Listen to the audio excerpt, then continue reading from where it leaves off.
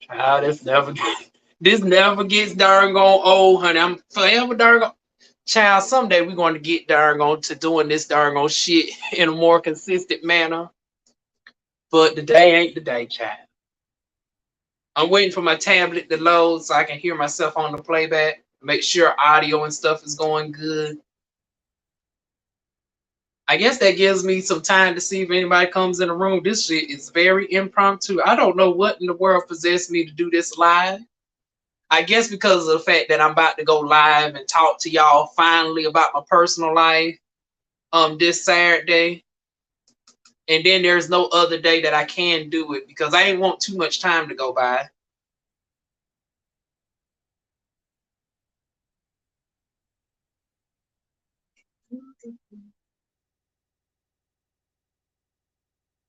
Looks like a lot of y'all going to catch this on the playback. Oh, Lord, Miss Darn gone juicy in the IC. Lord knows we can't lose another darn gone little person. But anyways, let me get on to the darn gone review. Let me check my darn gone video quality to make sure y'all can even hear me first.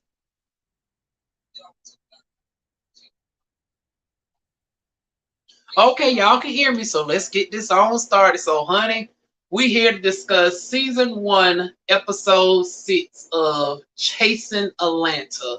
So let me go ahead and pull up the video. I've already seen it. I'm just going to skim through it and give y'all my thoughts because I didn't feel like writing down nothing or anything. And once again, we'll talk about why, DivaWuan don't even have time to write down notes or anything.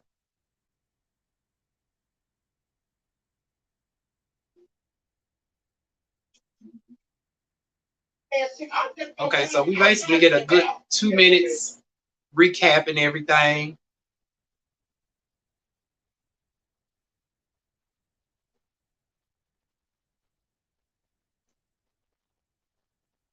Okay, we got Dominique in the studio.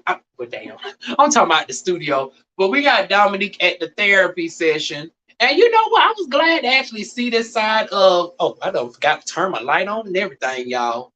But anyways, it was good to see this side of Dargo Dominique being vulnerable and all of this and whatnot. Because like I said, we just kept seeing the rah-rah side and it didn't help that Dominique didn't darn gonna win me over last season.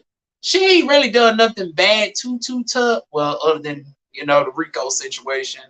Where she just really pulled some shit out of thin air on this. But seeing this little vulnerability moment did warm me up to her just a little bit, but not too much. But that's basically what we get. Actually, we had quite a couple of therapy sessions going on, honey. Therapy is definitely key in the Black community, honey. Don't ever let nobody say that you're crazy for darn checking on your mental health or whatnot. Okay, then comes these receipts. I don't know what they be seeing with these darn receipts and stuff. So now I done paused it where we're going to read this shit verbatim. So I guess the blue. Okay.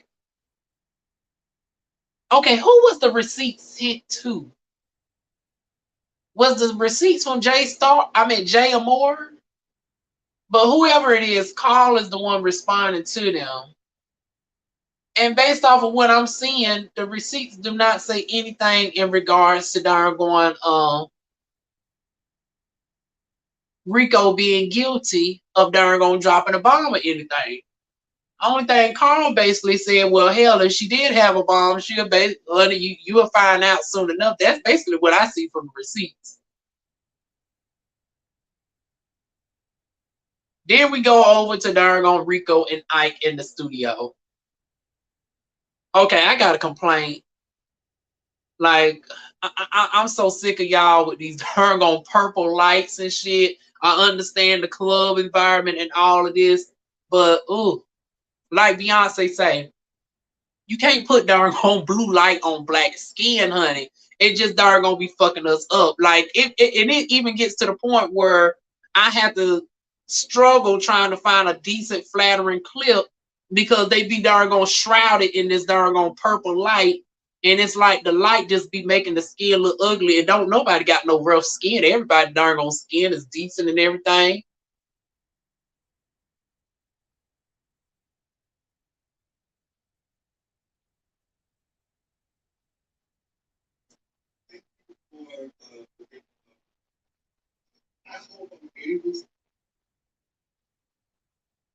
Damn, this the one darn gonna flaw me doing this shit live. I was gonna include a clip of the darn gonna fight. So from what I see, matter of fact, I can actually show y'all this right now since I'm looking at this on the TV. I'm gonna slow this down for y'all. Hold on. Damn, can I switch the camera over? No. Damn, y'all. Lord, I need to darn gonna learn how to work stream, y'all. I was gonna turn this camera around so y'all can see where Rico actually did punch Rico with a K actually did end up punching Rico Cassadine, but not in the way that Rico Cassadine thinks. Rico looks like he was going off a natural instinct reaction to defend his friend, and then realized later on, like, this ain't a good look or whatnot. So he ends up, it looks like Rico started out on the offense, but then switched back to the defense. I do got to question Rico though, because it's like if you're trying to really be neutral, why is you grabbing Rico Cassadine by the head? It looks like you low key putting him in a headlock. Hey, I'm D-La-La. But anyways, yeah, I didn't like that darn. It's like, yeah, Rico did look like she was low key trying to jump into shit, if you ask me, honey. But as we seen, they darn since worked it out, so we ain't gonna harp on it too tough, child. But see, situations like that, it's like, see, that what would get your ass popped. It's like if you really can't be neutral in breaking up a dang on fight, it's like your ass need darn get fucked up too. Honey, darn couldn't have been me, because I would have been ready to darn knock Rico with a K's ass down to the ground the moment that she tried to put me in a chokehold. Then we got Aaron talking to this darn producer. So I guess he's trying to get into a contract deal or whatnot. They done pulled up his life history, including his little stint on OnlyFans, honey. But nonetheless, it looks like they signed a deal. Then in comes darn Ike Sasha into the room to fill up Aaron on the speed. And my thing is this, for Aaron to be a main cast member, why is he darn not really? Am I the only one that's getting the feeling that Aaron is not necessarily gelling with the group? Well, obviously I'm not the only one who feels that way, because darn Ike feels the same way too. So okay, but we're just in episode 6. I think this is a 12 episode season, so hopefully we get to see more of Aaron and how he, gets down with the group or whatnot. But yeah, that's basically that.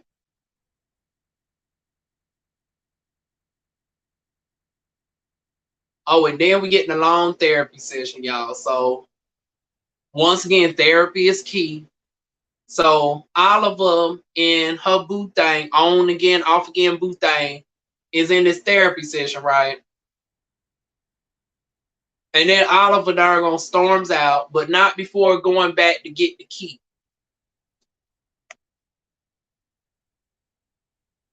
You know what? I actually got YB's video saved, so I can't wait to see his thoughts on this a little bit later. Who else I still got to look at? I got to look at Abby's thoughts as well. And I don't think really BTV came out with hers yet. I got to see if she came out with her episode review.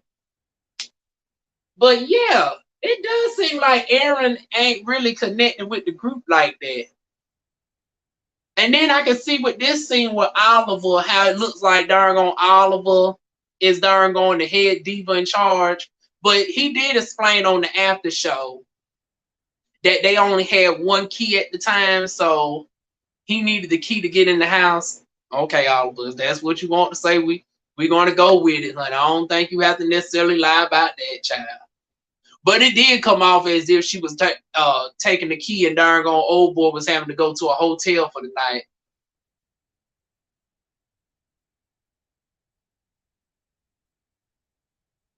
Oh, look like this scene went on for a good minute, y'all.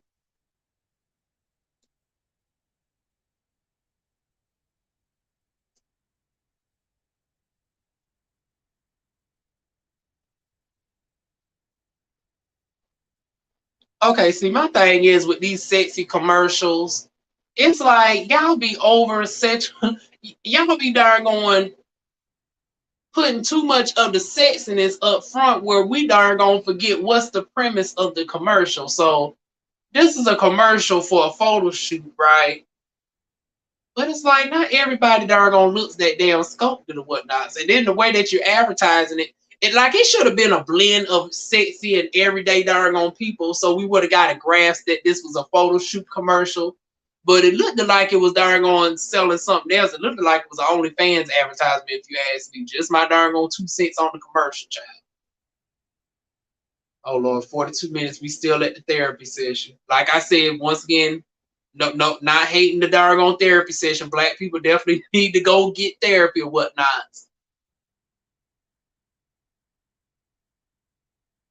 Meanwhile, I'm loving this doggone hood King James look that doggone Oliver got going on in this confessional with this doggone blue and white fur or whatnot, child.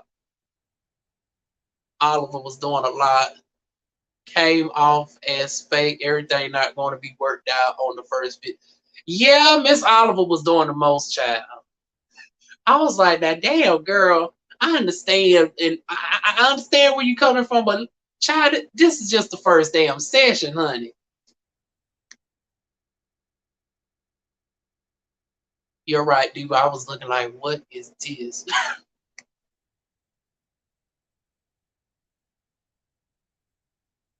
Okay, we 47. Child, we doing very good today. Y'all know Diva. Child, I might need to do these live streams more often because, normally I'll be darn on dragging this shit along. My shit be an hour long, but we're at the 50-minute mark now, and I've only been recording for like 17 minutes. And 5 minutes was darn on getting the shit set up.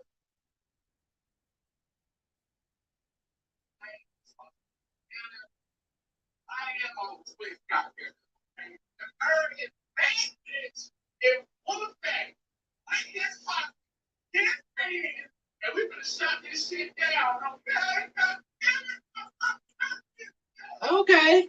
They getting ready or whatnot at this doggone little. Once again, I still can't get with this damn purple light. I mean, why they keep wanting to choose these doggone awful colors and whatnot? It's like, damn, I need these motherfuckers to get rid of that awful purple. But meanwhile, honey, Miss Kendra, child, Miss Kendra is just doing it with these doggone glittery doggone corset number. It looked like she done finally took my advice and got some darn on her Gibbons hair, honey. That looks like a darn on her Gibbons hair wig she got on her head. Now the thing is, whoever darn gonna put it on, I wish they would, tweezed out that part just a little bit more. And then you a beautiful chocolate complexion, Kendra. So it's like, we just can't put on no lace or whatnot. It's like, Kendra, you needed to get some darn on Sasha Cosmetics powder in the shade darn on. Well, my shade is copper, so the shade down from this, you needed to get the powder, the darn on in that darn on hairline, boo. If not that, you could have got some LA colors. Yeah, we black girls, we can't be darn on wearing the lace out of the pack because it's like it just stands out against our skin tone. But other than that, honey, compared to what she was wearing, honey, Miss Kendra has stepped her game up all the way. So we still going to give her an A for improvement, honey. But I got to take off a half a point for that darn on light lace. Oh yeah, honey. Now the red carpet, she did that. Matter of fact, all of them was on it, honey, darn on, and then was singing live too. Cause the girls normally do a failed lip sync number, but from what I'm seeing, Oliver sing, rapping 100% live. Then comes Rico with a K.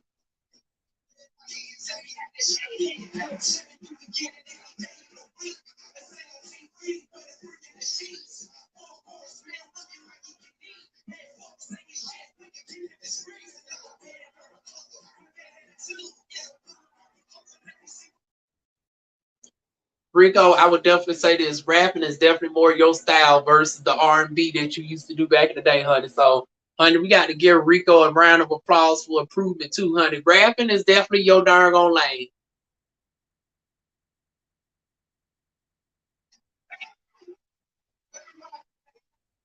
Now, once again, y'all know the beautician in me just got to be nitpicky. Now, Rico with a K, you in Atlanta.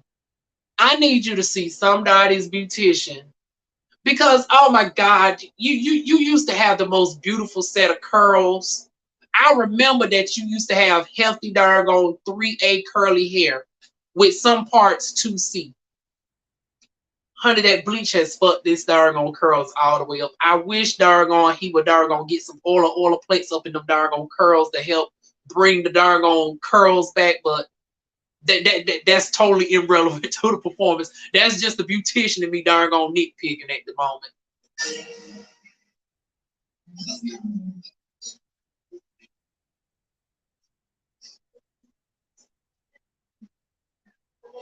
Aaron, the performance was good, but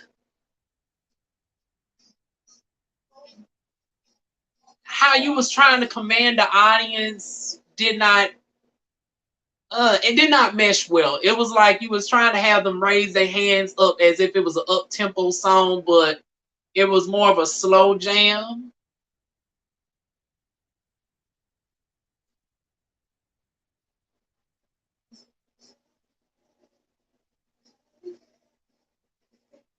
Am I the only one that was confused by that?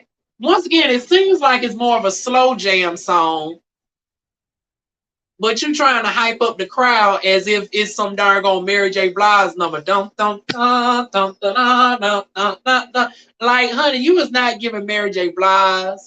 You is not giving darn old Usher. Oh my God, this right here's a panty dropper. Like, if you was giving more so up tempo, like Beyonce, Love on Top, I can understand, trying to get the crowd hyped up. But this was more so slow jam.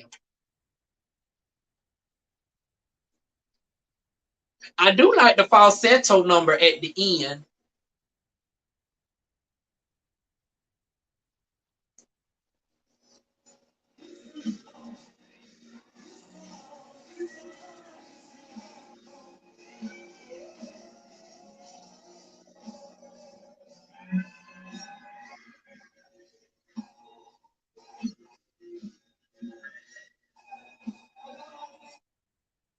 Okay, looked like he was losing a little bit of power once he started to climb up towards that.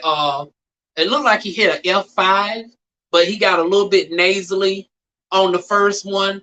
So he did one of these hand cover moves to amplify the vocal up. So he recovered nicely, honey. You can tell that he's somewhat professionally trained because even with his darn on movements and the way that he was projecting his vocals, you can tell he ain't one of the girls that just darn gonna play with the music. He actually has some sort of darn on training. He's serious about his craft, honey. Although with the stage presence, we got to get the stage presence a little bit better. Okay, now we got my boo, Mr. Ike, honey.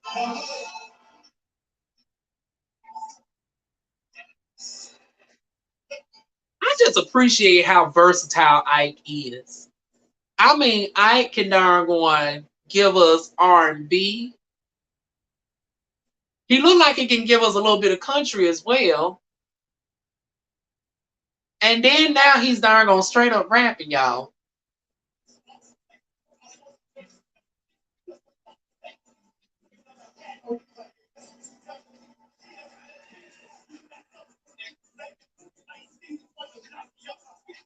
Oh, not Stevie Wonder, child. I didn't understand no words to Aaron's song. I want to be honest with you. I wasn't really paying attention to the song either, child. It's like, but whatever he's singing, like the tone, the melody of it sounded like it was good or whatnot.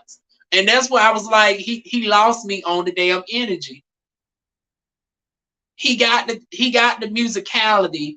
He just needs to focus more on the entertainment aspect. But right now, it seems like Aaron is a good studio artist. Like he's able to give you the vocals in the studio, and actually he's able to give it to you live, but he just needs to learn how to, perform more. He's a singer, but he has not given us entertainment. Like, he ain't given us the full packages yet. Now, Ike, on the other hand, is giving us the full doggone entertainment.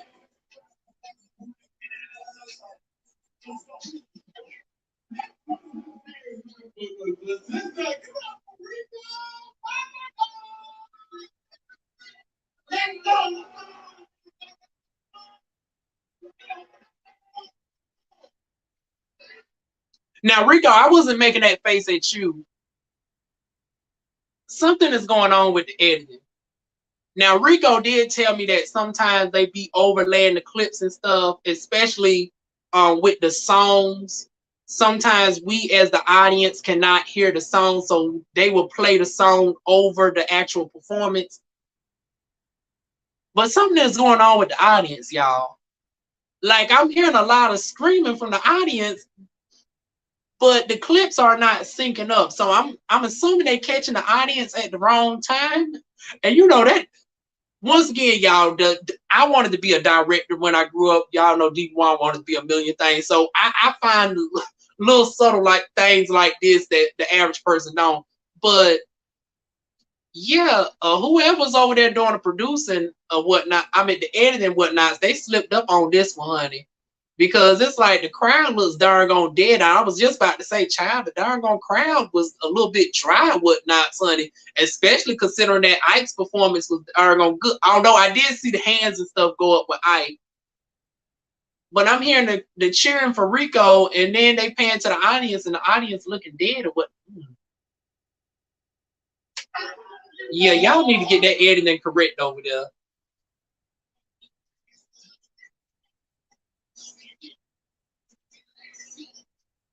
Okay. Now, why darn on Rico is performing this song, this makes me miss the darn on fact that, child, what in the hell none happened to Web Life? Hey, Sly Sylvia. I decided to switch it up, y'all. We darn gonna doing this live because there's a lot going on in my life. So I said, well, shit, let me go ahead and just do something special and do this shit live, y'all. So I ain't got no notes. I'm just giving y'all a review and a reaction.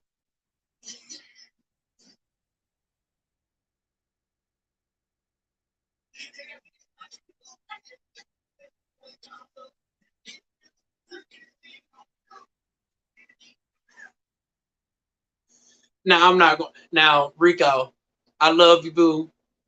But you know you're a hardcore rapper. Girl, why is you darn gonna giving me darn on Usher board tease like you was ready to, I don't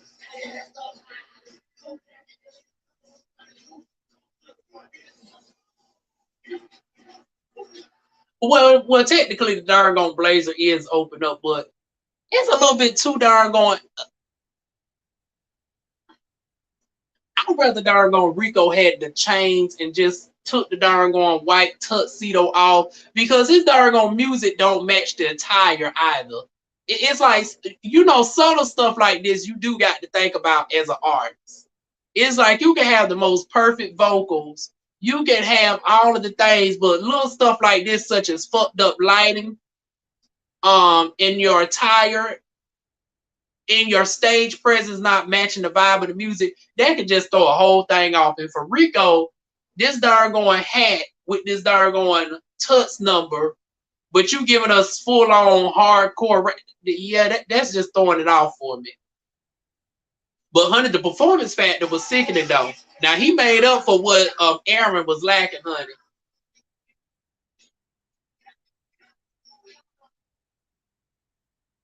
And then last but not least, we end up getting Kendra.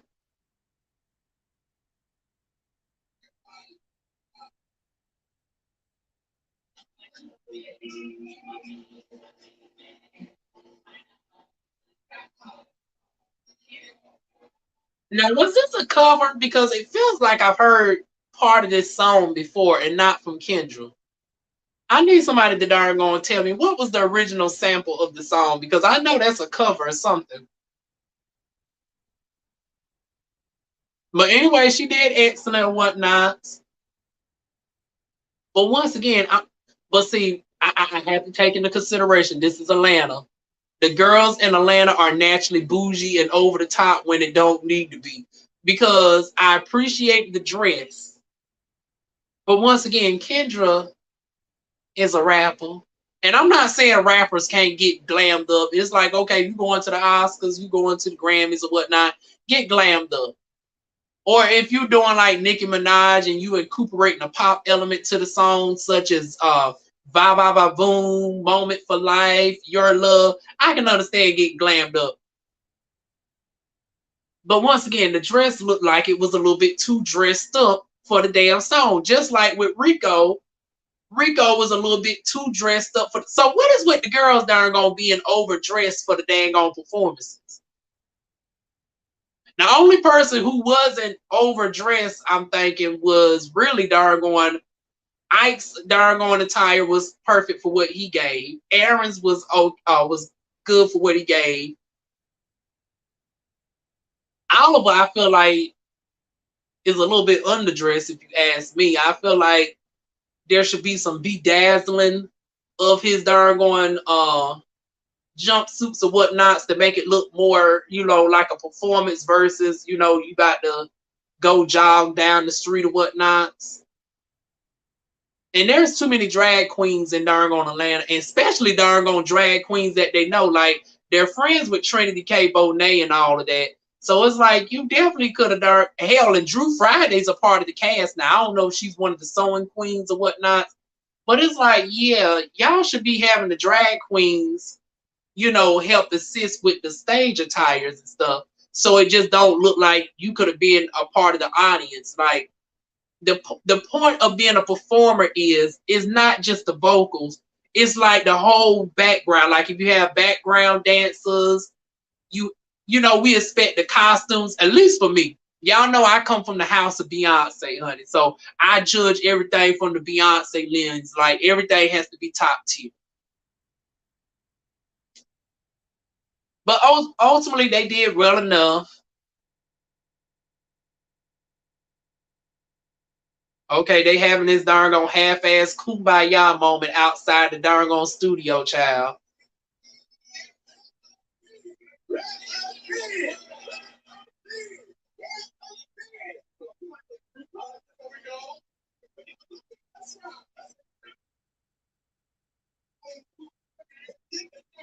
Okay, Dominique wasn't here for the group hug.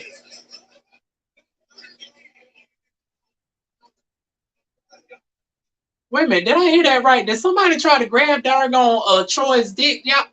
Child, this a hoish ass doggone cast. I know they say he working with an old 9. Well, he said this out his own mouth that he's working with a 9-inch by 2 inches of girth. But child, who doggone trying to cop a free field down at the doggone group hood, child? Okay, last but not least, this is the doggone scene that got everybody. We got this sit down with Cameron and doggone Jay Moore, honey.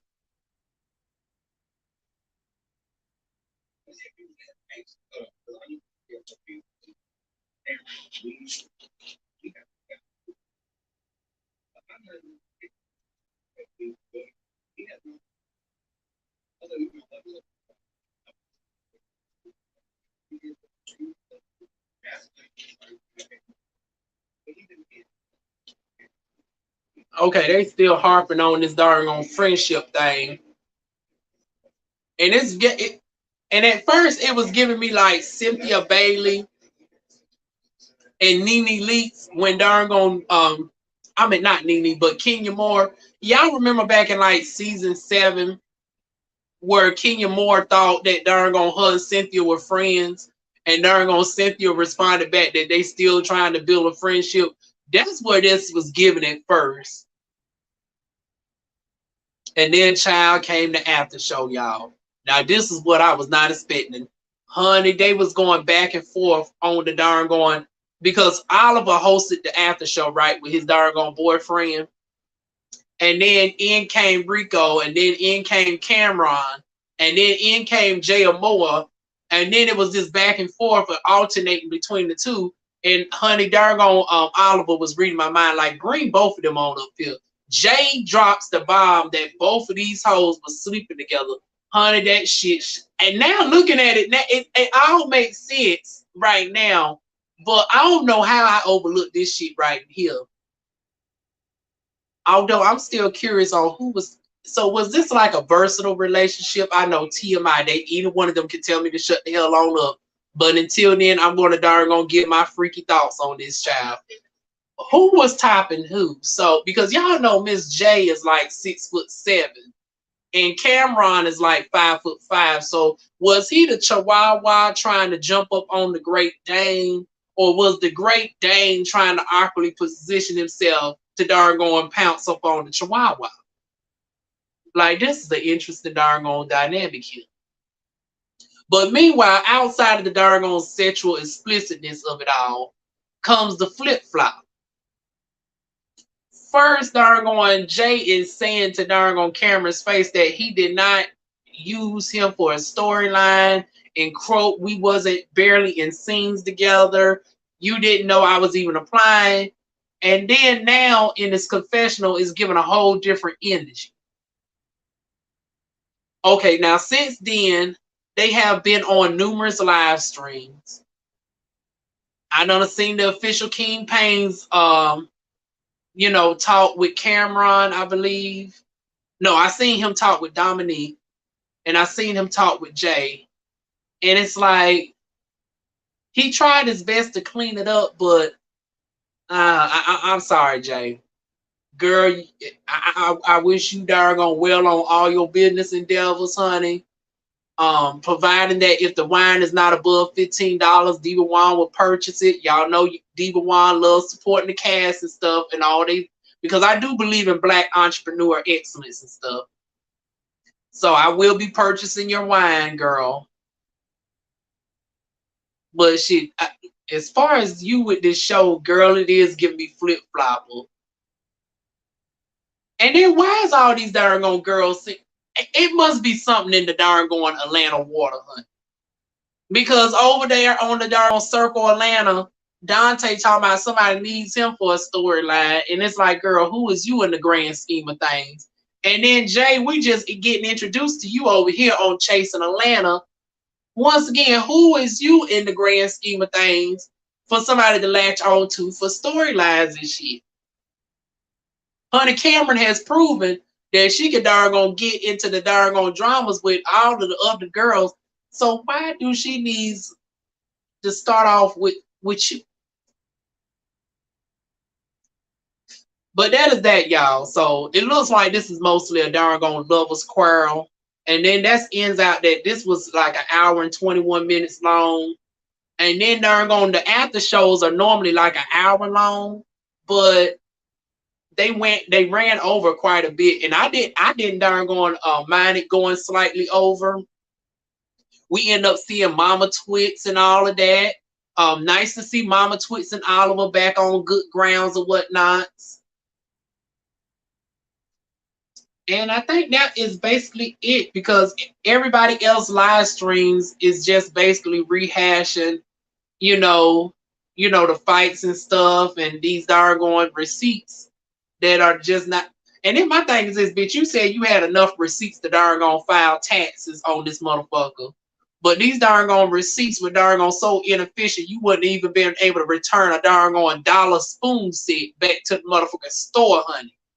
Honey, these darn receipts were just stale, invalid, darn contrived, altered, darn flip-flopped, and everything else. Once again, Jay, girl, how did we get here with you darn trying to, like, girl? And my thing is this, Jay got so much potential. Like, I thought you was going to really come up here and be on your business. It's like we got introduced with you being the girl that's the jack of all trades. You the you the fashion designer.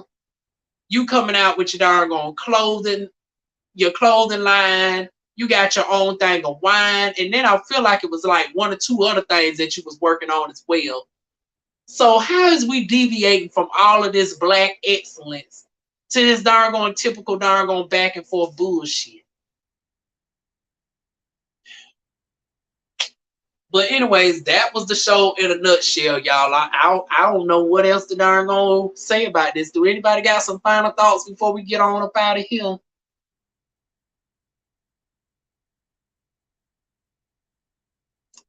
Okay, not everybody rush all at once now. I see it's currently 5 of y'all up in here. Well, if it ain't no final thoughts, we're going to get on up out of here. In my closing remarks, now this is totally unrelated to the show at this point. So if y'all just came in for the show, we done with the Chasing Atlanta franchise until next week. Then we'll go back to pre-record. But to give y'all a little bit of updates on me, a lot has happened. Y'all know I have since switched jobs. I'm no longer with Amazon. Once again, tragedy darn on nearly struck again. For anybody who's familiar with the demon done had a drug overdose, y'all. And the drug overdose happened while I was actually watching the show. So yeah, y'all, that's why my mood is not fully there, because I'm still dealing with the darn on fact that the demon is still doing her messed up stuff. It's like, girl, you almost died of a fentanyl overdose, and you're still on this bullshit. So now we got to get this intervention together with her and all of that. But and in addition to the house search, on the transitioning update, y'all, I am doing a live stream this Saturday, because now that the demon is actually working at the hotel as opposed to the chicken plant, I'm able to go live on the weekends again. Versus, y'all know, when she was working at the chicken plant, I wasn't able to go live on Saturdays. Oh, hey, Abby. I just got finished watching your Circle Atlanta review. I'm sorry, I'm working. Oh, that's okay, girl. You catch this on the playback. The good thing is about this ain't like one of my normal pre-records where it be about just as long as the show. So you won't have too much to darn gonna catch up on. I think we only been live now for, let me see, about 40 minutes. What in the bold and the beautiful is going on over there?